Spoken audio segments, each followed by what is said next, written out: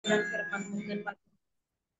Urapi Engkau yang menguduskan Tuhan di dalam nama Yesus. Berkati setiap kami Tuhan, cuma Tuhan, dimanapun berada Tuhan, biarlah hati kami fokus kepada Engkau Tuhan.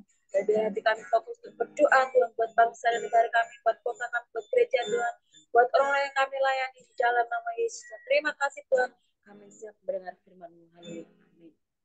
Saya persilakan kepada hambanya.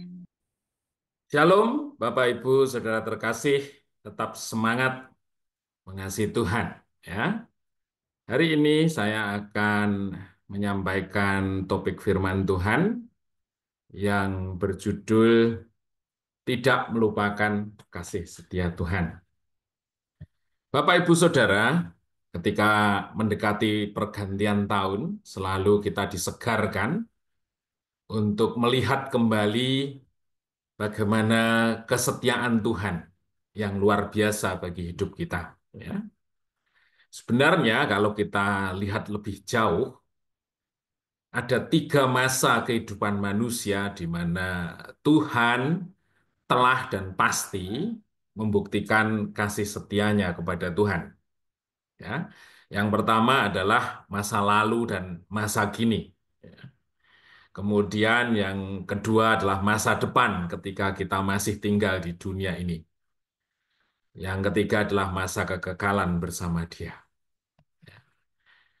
Nah, Bapak Ibu Saudara, kita semua di penghujung tahun ini ya telah membuktikan bagaimana kasih setia Tuhan itu benar-benar nyata di dalam hidup kita ya.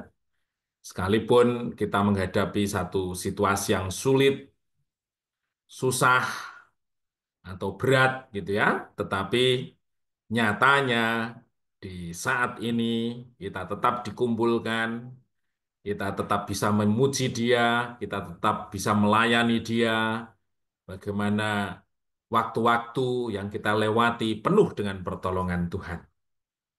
Ya, namun tidak hanya mengingat akan masa lalu kita, artinya ketika Tuhan memberikan kesempatan kepada kita, sesungguhnya Tuhan memberikan satu pesan gitu ya, bahwa di waktu yang akan datang kita harus melakukan pekerjaan bagi Dia. Kita tidak menyia-nyiakan waktu yang ada, tetapi sebaliknya bekerja bagi Dia. Ya. Itu untuk masa lalu dan masa kini. Kemudian kasih setia Tuhan ditunjukkan mengenai masa depan ketika kita masih di dunia ini. Ada pertanyaan atau di YouTube dimanapun itu selalu apa namanya memberikan statement seperti ini. Bukankah dunia ini sedang tidak baik-baik saja?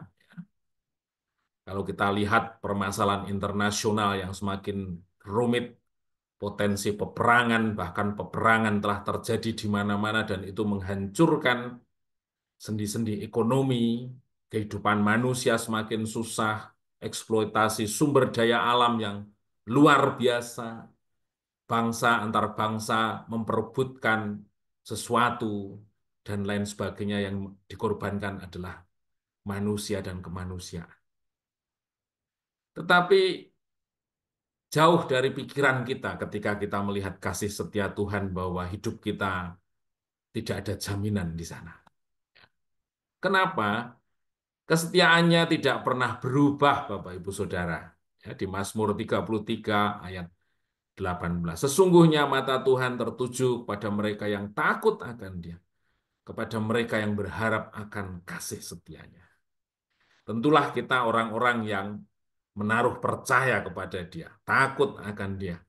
Oleh karena itu, kita pasti akan mengalami kasih setia Tuhan, sekalipun dunia dengan segala permasalahannya, lingkungan di sekitar kita menuju sesuatu yang tidak baik, bahkan gambaran kegelapan ada di sana. Tetapi janji Tuhan itu luar biasa bahwa kasih setianya kepada kita itu yang akan kita alami di waktu-waktu mendatang. Amsal 23 ayat 17-18. Janganlah hatimu iri kepada orang-orang berdosa, tetapi takutlah akan Tuhan senantiasa, karena masa depanmu sungguh ada, dan harapanmu tidak akan hilang. Kita juga mengingat Yeremia 29 ayat 11-nya, untuk memberikan kepadamu hari depan yang penuh harapan. Jadi janji-janji Tuhan mengenai masa depan kita ketika kita tinggal di dunia ini ada senantiasa bagi kita. Kemudian iman, ya, janji Tuhan mengajar kepada kita satu jangkauan iman yang melebihi dari semuanya itu. Kasih setia Tuhan bukan hanya kita nikmati sewaktu kita tinggal di sini, tetapi ada janji yang luar biasa. Ya, di Yohanes 14 ayat 1 sampai 6 itu menyatakan self declaration, ya, atau pernyataan pribadi tentang kasih setianya Tuhan kepada kita. Itu diawali dengan sesuatu yang luar biasa, Bapak Ibu. Jangan gelisah hatimu.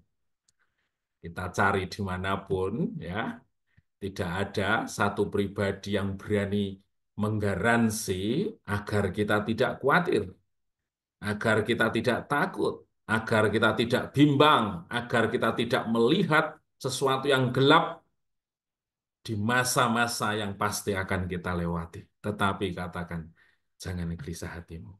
Percayalah kepada Bapa, percayalah juga kepadaku. Ya, di rumah Bapakku ada banyak tempat tinggal.